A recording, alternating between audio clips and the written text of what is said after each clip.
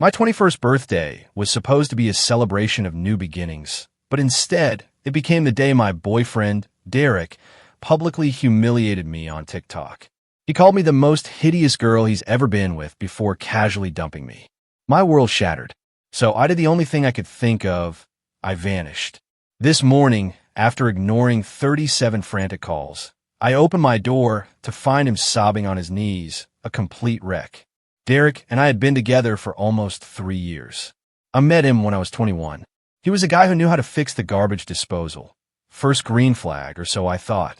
We exchanged Instagrams, started texting, and the rest just kind of happened. The past 3 years have been mostly good. We had our rhythm, you know?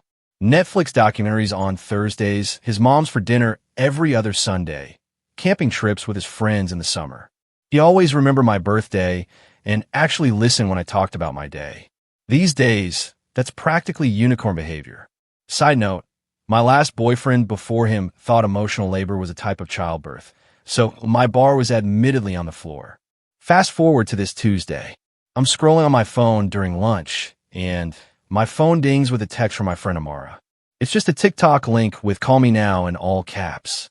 Amara is not the dramatic type. She once texted "slight issue" when her apartment was literally flooding. I click the link, and there's Derek. He's at Throwbacks, that dive bar his buddies always hanging on Mondays. I could tell by the neon Budweiser sign behind him that flickers every 7 seconds. We counted once while waiting for our order. He's clearly 6 beers deep, red-faced, arms slung around his friend Xavier. Someone off camera asks, "So, rate your girlfriend, bro." And y'all, the look on his face changed. It wasn't his normal smile. It was this weird smirk I'd never seen before, like he was about to let everyone in on some private joke. Eliana? Honestly, probably the most hideous girl I've ever been with. Like a 4 on a good day. The bar erupts in ooze, and someone yells, "Savage." Derek just laughs and keeps going, but she cooks really good enchiladas and never complains when I go out with the boys, so I keep her around. Low maintenance, you know? Then someone asks if he's worried I'll see the video. His response, "Nah, she doesn't even know what TikTok is. Besides, thinking about upgrading soon anyway. Too much baggage."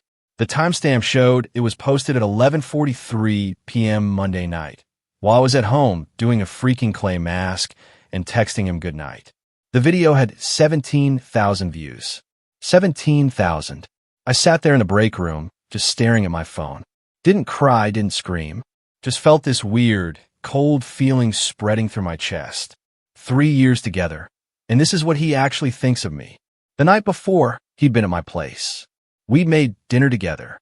We talked about maybe moving in when my lease ends in August. He'd kissed me goodbye and said, "Love you, babe," like it was nothing.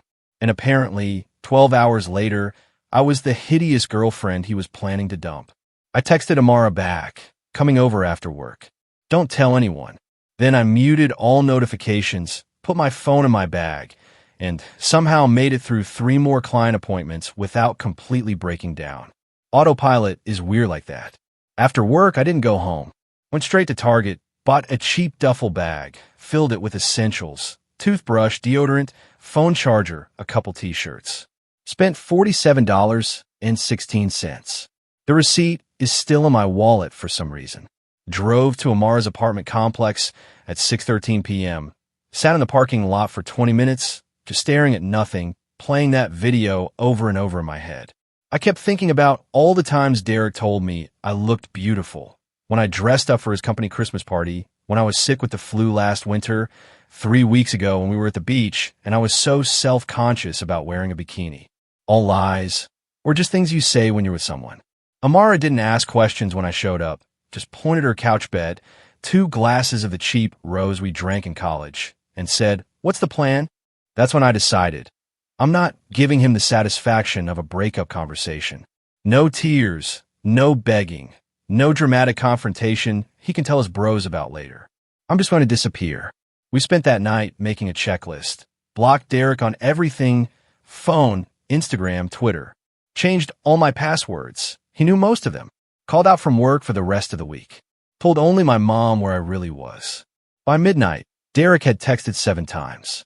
Normal stuff at first. "Hey, what do you want for dinner?" And, You still coming over tonight? By morning, it was, where are you? And why aren't you answering? By afternoon, he called 12 times. Not one mention of the TikTok. Not one apology. Nothing. I stayed at Amara's Wednesday and Thursday. Binged all of Love Island. Trash TV is surprisingly therapeutic when your life is imploding. Cried in the shower so Amara wouldn't hear.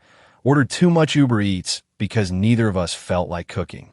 Friday morning, Amara went to my apartment to grab more of my clothes. Said Derek had clearly been there. Empty energy drink cans on the counter, his jacket thrown over my couch. He'd left a note taped to my door. Call me.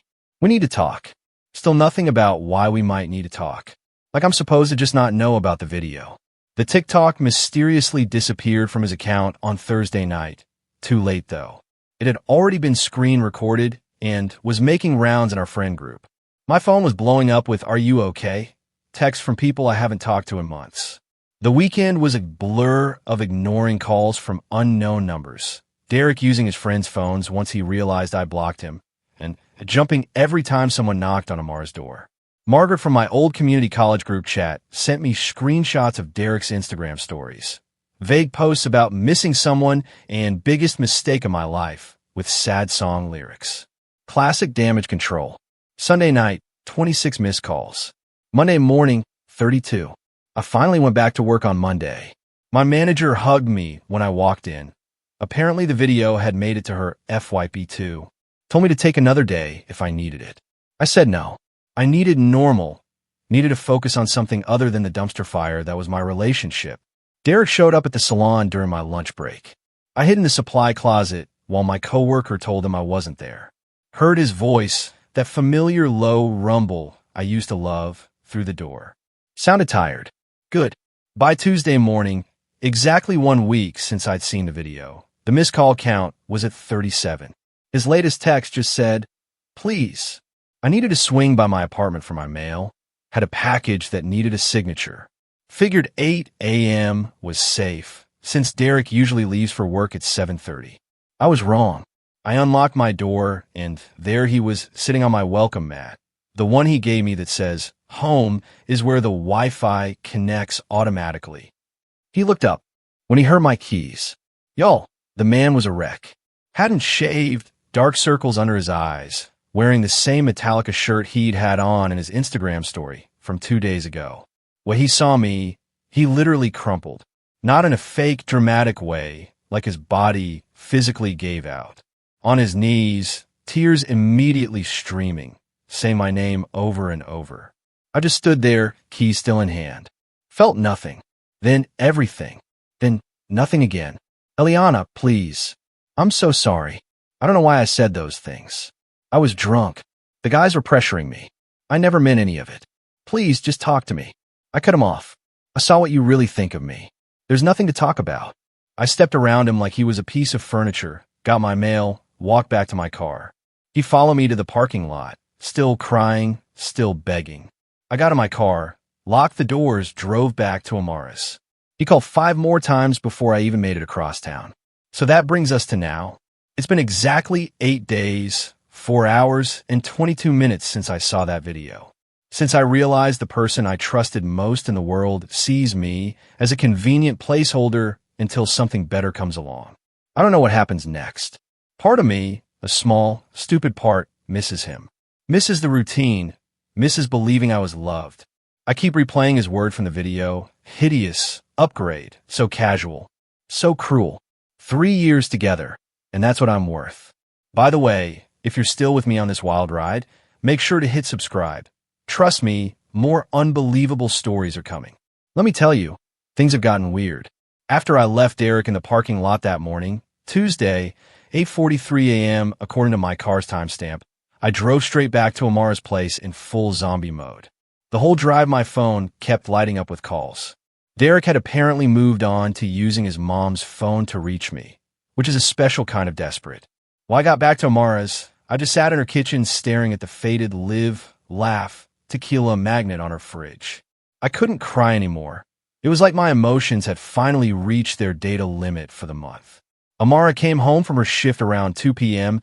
and found me in the exact same position, still in my coat. She just sighed, handed me a White Claw from the fridge, lime, the superior flavor, and said something that actually made me think. She asked if I'd been noticing red flags with Derek all along, but had just been filtering them out. At first, I was defensive. Derek and I had a good relationship. He remembered my birthday. He watched The Bachelor with me, even though he hated it. He never complained when my hair clogged the shower drain. The bar is literally in hell these days, and I thought he was clearing it with room to spare. But then Amara started asking specific questions. Did Derek ever make jokes about my appearance before? Well, there was that time he said my favorite jeans made me look kind of wide, but in a cute way. And when I got highlights last summer, he asked if a salon meant to make them that brassy. And he did have a weird habit of pointing out celebrities he found attractive, always the super thin, no makeup types who look nothing like me. Did Derek support my goals? I mean, he said he was proud when I got promoted last year, but also suggested maybe I shouldn't take it because the stress might be too much. When I talked about maybe going back to school someday, he always changed the subject to how expensive it would be. Did Derek have equal standards for our relationship? Thinking about it, not really. If I was 15 minutes late meeting him, I'd get a series of increasingly annoyed texts, but he could cancel plans last minute to hang with the boys, and I was supposed to be cool with it. By the time we finished our White Claw, I had this sinking feeling in my stomach. The TikTok wasn't some bizarre, out-of-character moment. It was just the first time I'd seen what had been there all along, without the filter of wanting to believe we were perfect. That night, Derek escalated to a new level. At exactly 9:17 p.m., Amara's doorbell rang. We both froze like we'd been caught committing a crime. Through the peephole, Derek, holding the saddest-looking grocery store flowers I've ever seen. Amara went full mama bear mode. She opened the door just enough to block the view inside and told him I wasn't there. I could hear his voice cracking as he begged her to just let him talk to me for 5 minutes. Said he hadn't slept in days, said he'd lost 7 pounds, said he'd do anything to fix this. After Amara finally got him to leave, she found a handwritten letter he'd slipped under the door. 8 pages, 8 front and back. I have to admit, I read it twice. It was a lot. Tear stains on the paper, promises to spend the rest of my life making this up to you, explanations about how he was drunk, how his friends were peer pressuring him, how he'd been having a bad day at work. Classic deflection bingo. But one line actually got to me. I said those horrible things because I'm insecure and afraid you'll realize you're too good for me. For about 20 minutes, I actually considered calling him. That's how messed up my brain was, like he humiliated me publicly and I was feeling bad for him. Thankfully, Amara's Wi-Fi chose that exact moment to crash. Classic Thursday night Xfinity outage. So we couldn't even stream anything. Instead, we ended up going through old photos on my phone. And that's when I had my first real epiphany. In literally every picture of Derek and me together from the past year, I'm looking at him with this big smile, and he's either looking at his phone or off to the side or some stupid face. Not a single one where he's looking at me the way I'm looking at him. How had I never noticed that before? Friday morning brought a new development. My brother Miguel called to tell me that Derek had shown up at his apartment at 7 a.m., asking if he knew where I was. Miguel, being the overprotective brother he is, told Derek that if he came by again, they'd be having a different kind of conversation. Dramatic, but I appreciate the sentiment. By that point, I was actually starting to feel smothered by all of Derek's attempts to contact me. It wasn't romantic, it was uncomfortable. So I did something I'd been avoiding. I drafted a text. Simple, direct, no room for misinterpretation. I need space. Please stop contacting me, my friends, and my family. I'll reach out when if I'm ready to talk. Sent it at 10:22 a.m. Immediately turned my phone off for 3 hours because I couldn't handle seeing his response. When I finally checked again, there were 5 paragraphs waiting for me.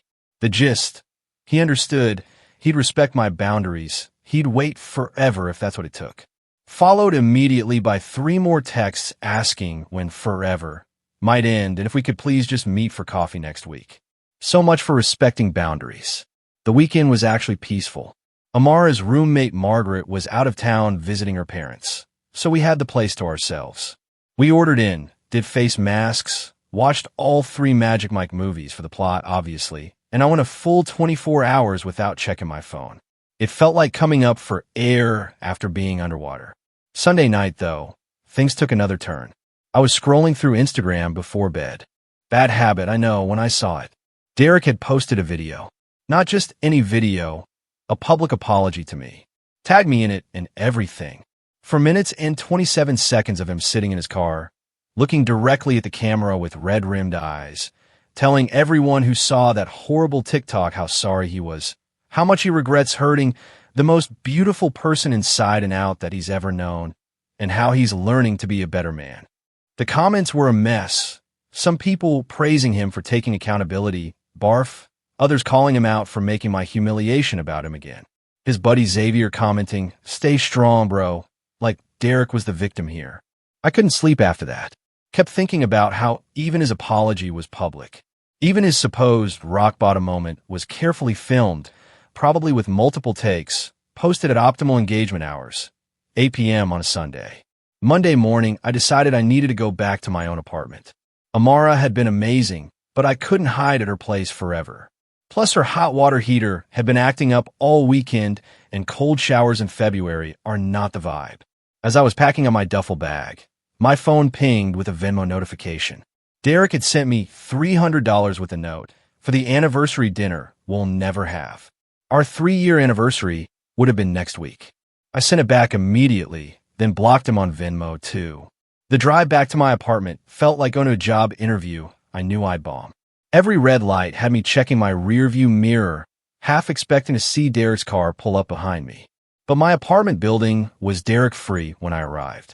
My neighbor, Mrs. Rogers, nodded at me in the hallway like I hadn't been gone for over 2 weeks. My plants were all dead. R.I.P. to my supposedly impossible-to-kill snake plant. The air smelled stale and slightly like the Indian takeout I'd forgotten in the fridge. It felt both strange and familiar, like putting on jeans that don't quite fit anymore. And then I saw them. Post-it notes. Everywhere. On my bathroom mirror. "I miss your smile." On my fridge. "Remember our first year?" On my TV. "Our Netflix queue misses you." On my bedside table. "I can't sleep without you."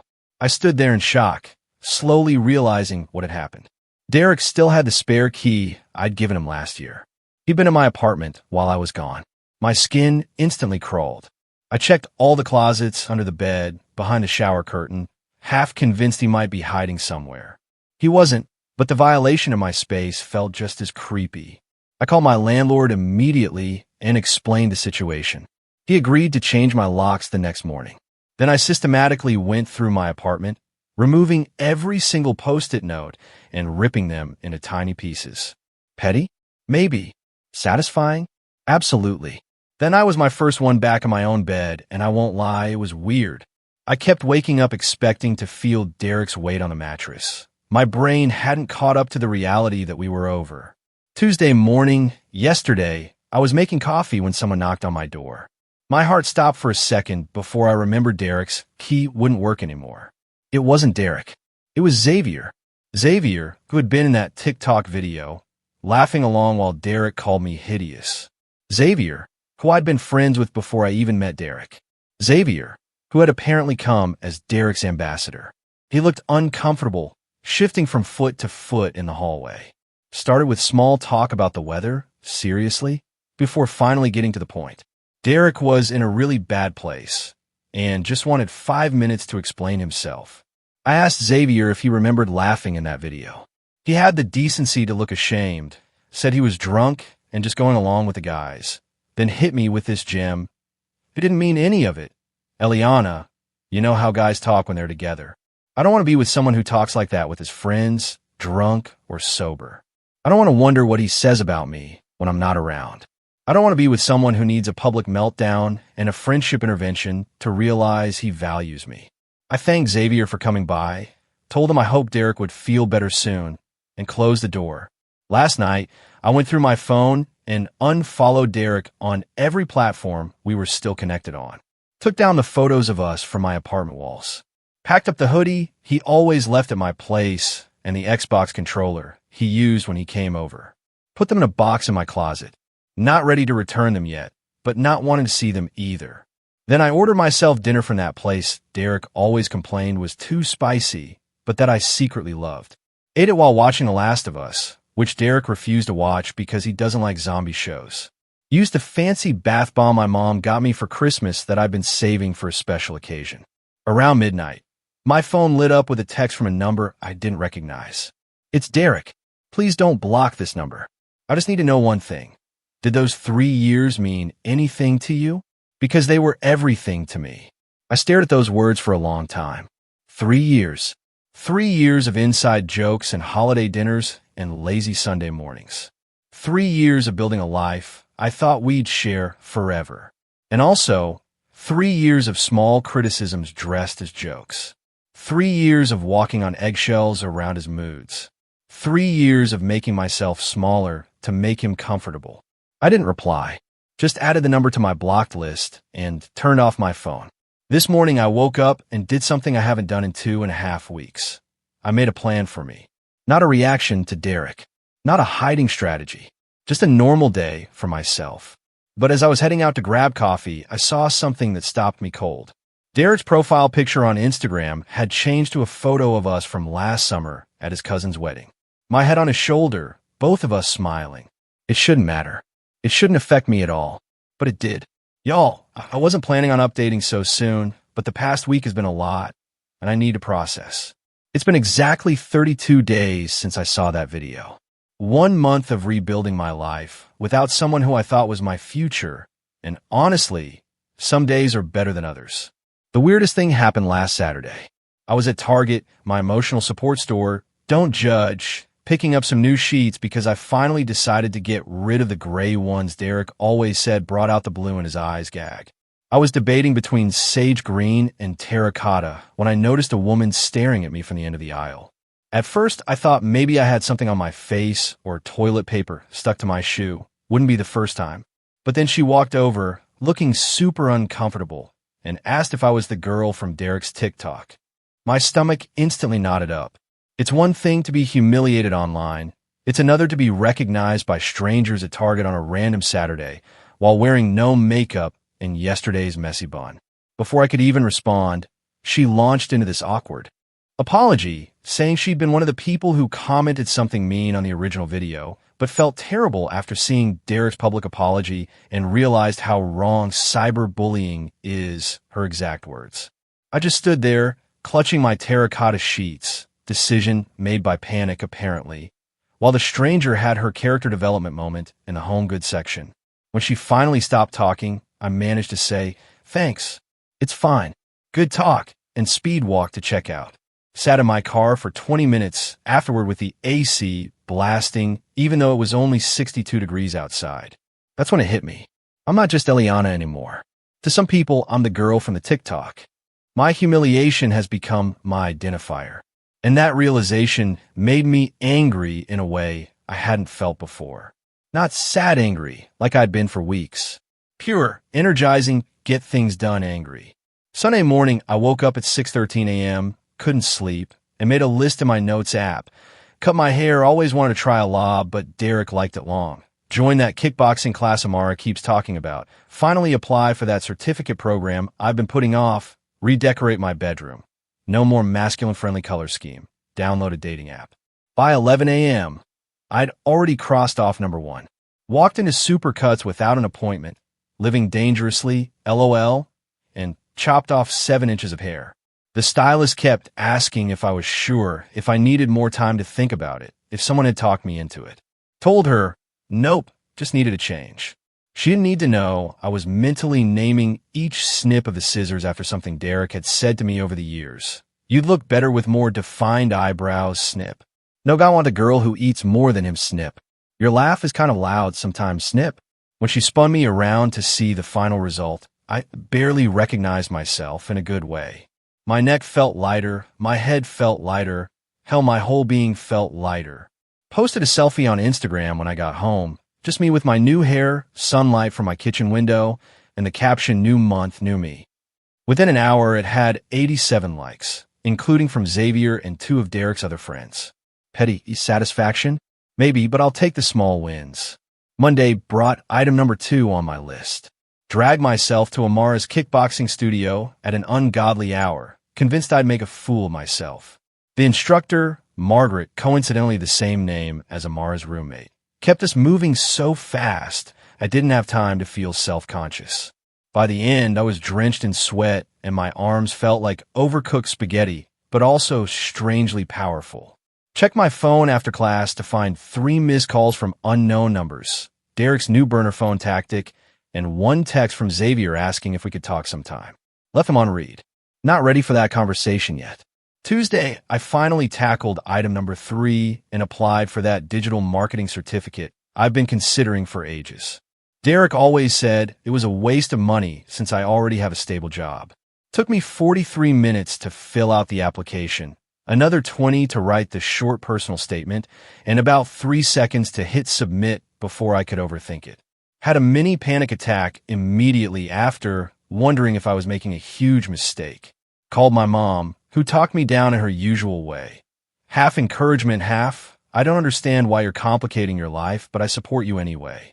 Wednesday was when things got intense.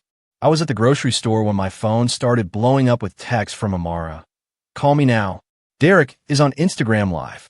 He's talking about you. It's bad.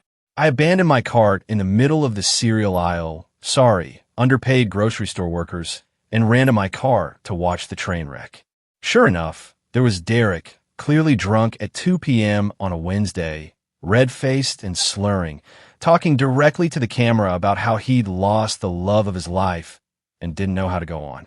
The comments were rolling in fast, mostly people telling him to get help or turn off the live, but he just kept going, reading some comments aloud and ignoring others. Then he said something that made my blood freeze. I know she's watching this, Eliana. I'm coming over tonight. We need to talk this out. I'm not taking no for an answer anymore. I immediately called Amara in full panic mode. She offered to come stay with me, but I ended up calling my brother Miguel instead. He's closer to my apartment and, frankly, more intimidating if Derek actually showed up. Miguel arrived at 5:30 p.m. with his girlfriend Tanya and enough overnight stuff for a week. Told me not to argue. They were staying until this dude gets the message. Made himself at home on my couch, connected his Nintendo, switched to my TV, and proceeded to act like this was all totally normal. By 8 p.m., I'd almost convinced myself Derek's threat was just drunk talk. By 9 p.m., I was starting to relax. By 9:47 p.m., the doorbell rang. Miguel answered while Tanya and I stood back. I could hear Derek's voice, slurred and emotional, demanding to see me. Miguel's responses were low and calm. I couldn't make out the words, but the tone was clear. After about 5 minutes, I heard my door close. Miguel came back looking annoyed but calm, said Derek had finally left after Miguel convinced him this wasn't a good time, understatement of the year. Also mentioned that Derek looked rough and smelled like he'd bathed in Jack Daniels. I slept terribly that night, jumping at every sound outside my window.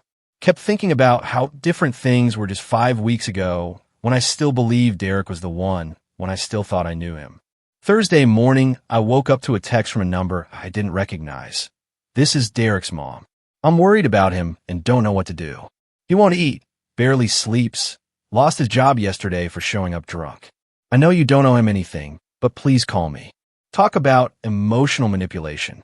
She'd always done this, treated Derek like he couldn't possibly handle consequences, swooping in to fix everything. One of many red flags I'd ignored. I showed the text to Miguel, who advised ignoring it, but something about it bothered me all day. Not guilt exactly, but a nagging feeling that this situation was spiraling beyond what I'd intended. Around 3 p.m., I decided to text her back. I'm sorry Derek is struggling, but I'm not responsible for his choices or his healing. Please encourage him to get professional help. She responded immediately. He made a mistake. Everyone deserves forgiveness. I didn't reply. Some mistakes change how you see a person forever. That evening, something unexpected happened. I was scrolling through TikTok, glutton for punishment, I know, when I saw a video from someone I didn't follow. It was one of those storytime TikToks, and the caption made my heart stop. When your friend humiliates his girlfriend on TikTok, and you finally call him out for being toxic. It was Franklin, one of Derek's longtime friends, the guy who was literally in the original video laughing along. In the video, Franklin explained how he'd been complicit in Derek's toxic behavior for years. Not just with me, but with previous girlfriends too. How the friend group had a pattern of encouraging Derek's worst impulses. How the TikTok incident had been a wake-up call for him personally. He ended with, "Eliana, if you see this, I'm sorry. We all failed you. And Derek, man, get help. This isn't about winning her back. This is about becoming someone who would never hurt her in the first place." I watched it 7 times. Sent it to Amara, who responded with "holy" and nothing else for a full 10 minutes. Then Franklin DM'd me on Instagram. "Hey, hope that didn't make things worse. Just couldn't stay silent anymore." No pressure to respond. I sat with that for a while, appreciated that he didn't expect a response. Finally wrote back, "Thanks for speaking up. Better late than never." We ended up having a surprisingly honest conversation. He told me Derek had been spiraling hard since I left, drinking daily, getting into fights, alienating friends. Said the friend group was divided between those enabling him and those trying to get him help. Franklin also confirmed something I'd suspected. This wasn't the first time Derek had spoken about me that way, just the first time it was recorded. That hit different, knowing it wasn't a one-time drunk mistake, but a pattern, a true reflection of how he saw me when I wasn't around. Friday, yesterday, marked exactly 1 month since I walked away. I decided to celebrate my Independence Day by tackling the final item on my list, downloading a dating app. Not because I'm ready to date, God no, but because I wanted to remind myself that Derek isn't the only option in the universe. That there's a whole world of people who might appreciate me without secretly tearing me down. Setting up my profile felt weirdly vulnerable. Choosing photos where I actually liked how I looked. Writing a bio that was authentically me, not curated to appeal to one specific person's preferences. Like stretching muscles I'd forgotten I had. I had just finished setting up my profile when my phone rang. Another unknown number. I almost declined it automatically, assuming it was Derek with yet another burner phone, but something made me answer. It wasn't Derek. It was his friend Xavier. Xavier sounded weird, nervous, talking too fast.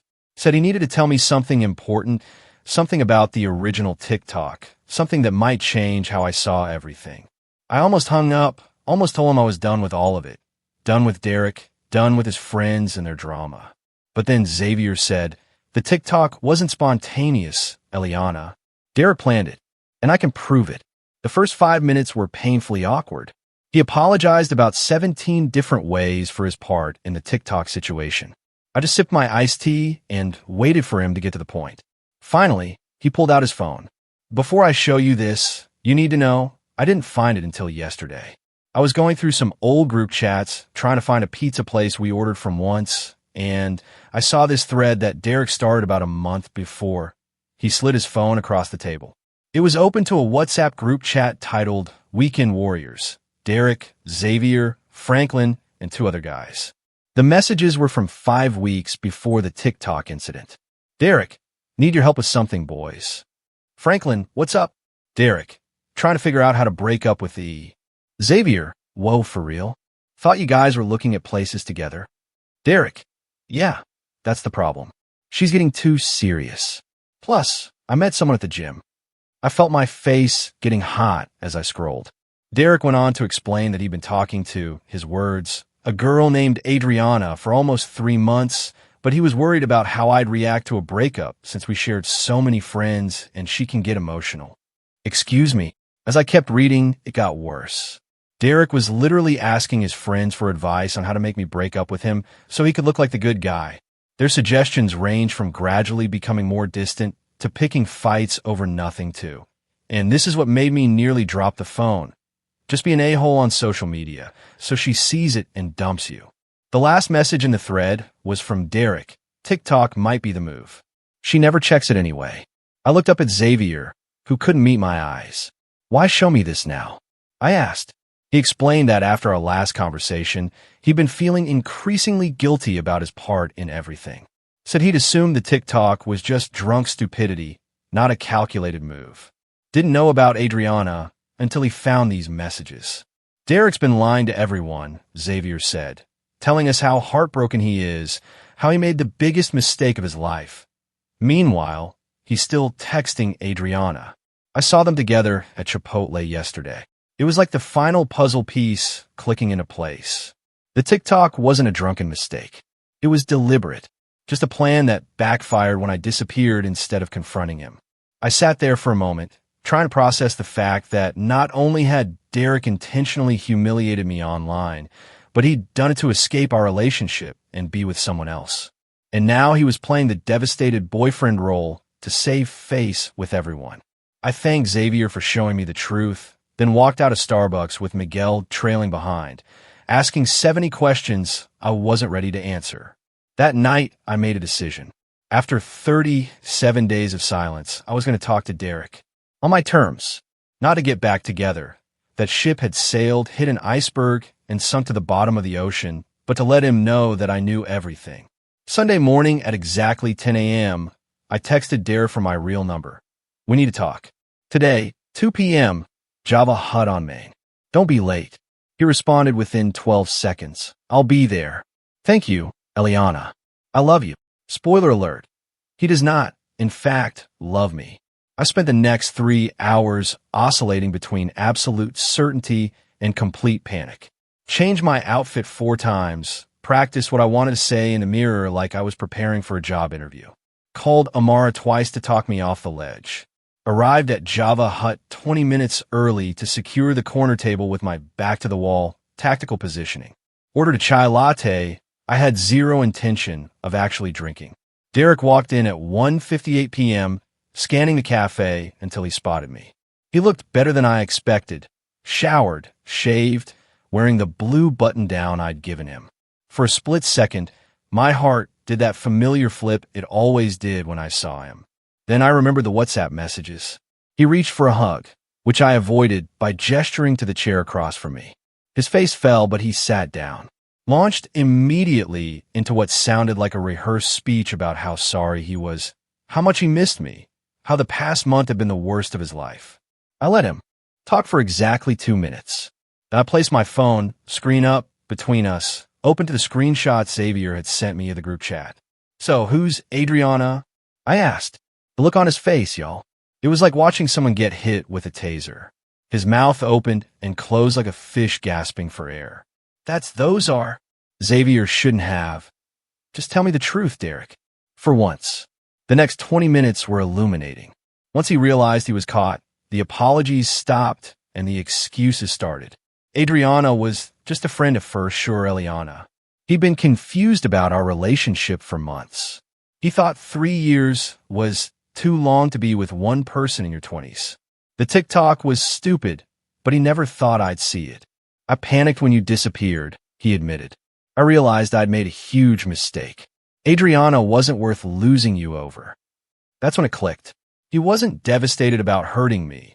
He was devastated about looking like the bad guy, about losing control of the narrative, about everyone knowing what he'd done. I took a sip of my cold chai and said the words I'd been practicing all morning. I'm not here to get back together, Derek. I'm here to tell you that I know everything. And I'm done. Don't contact me, my friends, or my family again. We're over. His eyes welled up with tears that I'm now 99% sure were performative. But I love you, he said. We can fix this. I'll do anything. If you loved me, you wouldn't have spent 3 months planning how to humiliate me, so you could be with someone else. I stood up, gathering my purse and jacket. That's when he played his final card, one I wasn't expecting. I broke the lease on my apartment, he blurted out. I've been staying with my mom. I thought we'd be moving in together next month, like we planned. For a brief, insane moment, I felt guilty, like I was the one ruining his life. Then I remembered the cold calculation of those messages, planning exactly how to break my heart in the most public way possible. You should call Adriana, I said. I'm sure she has room at her place. And then I walked out. No dramatic exit, no scene. Just done. He texted 17 times in the next 2 hours, switching from apologetic to angry to desperate and back again. I didn't reply to any of them, just took screenshots and sent them to Amara with the caption, "The audacity continues." Around noon, my phone lit up with a text from an unknown number. My first thought was, here we go again, but it wasn't Derek. It was Adriana. Hi, Eliana. You don't know me, but I think we need to talk. Derek's been telling me one story and apparently telling you another. We met for coffee that afternoon. I've consumed enough caffeine this week to power a small city. Turns out Adriana had no idea Derek had a girlfriend until 2 weeks ago when she saw his public apology TikTok. He told her he was single, had been for months, and was dealing with a crazy ex who couldn't let go. Sound familiar? The craziest part? She's actually nice. We ended up talking for 3 hours, comparing notes on Derek's lies. She showed me texts where he was telling her he loved her the same day he was leaving sobbing voicemails on my phone. By the end of our conversation, we were following each other on Instagram and had made tentative plans to check out a new wine bar that's opening next month. Trust issue solidarity, I guess. That night, I finally did something I've been putting off. I unblocked Derek on Instagram, just temporarily, and went to his profile. His story from 3 hours earlier was a black screen with the song Glimpse of Us playing his sad boy anthem. So on brand. And the text, sometimes you don't know what you have until it's gone. His profile picture was still us from last summer. His most recent post? A throwback photo of us from our second anniversary with the caption, "I'd give anything to go back." Meanwhile, Adriana had sent me screenshots of him texting her that same day asking if she wanted to hang out later. I've never felt more certain of a decision in my life. Yesterday marked exactly 40 days since I discovered the TikTok. 6 weeks of pain, anger, confusion, and finally, clarity. I officially blocked Derek on every platform, changed my number this morning, told my landlord under no circumstances should he ever be allowed into the building. And then I did something just for me. Remember that digital marketing certificate I applied for? I got accepted yesterday. Classes start next month. Paid the deposit with money I'd been saving for the apartment Derek and I were supposed to share. Last night, Amara, Miguel, and a few other friends came over for an impromptu goodbye dinner party. We ordered pizza, drank cheap wine, and took turns reading the increasingly desperate texts he sent over the past weeks. Toxic? I know, but also weirdly cathartic.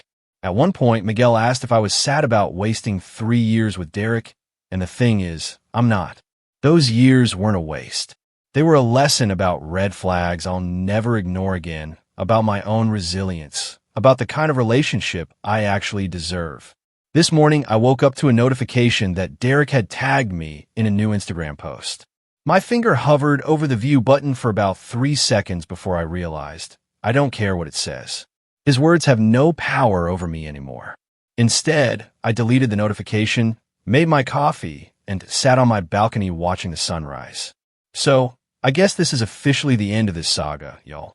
Looking back, I realized that Derek's TikTok wasn't the end of my story, but the beginning of my own unapologetic comeback. It forced me to look at myself and my relationships with clarity, to stop making excuses for behavior that undermined me. I lost a boyfriend, but I found my strength, my true friends, and a path forward that's authentically mine. What do you think of this whole situation? Have you ever had someone try to control your narrative, only for you to reclaim it in an unexpected way? Tell me what you think. I really want to know.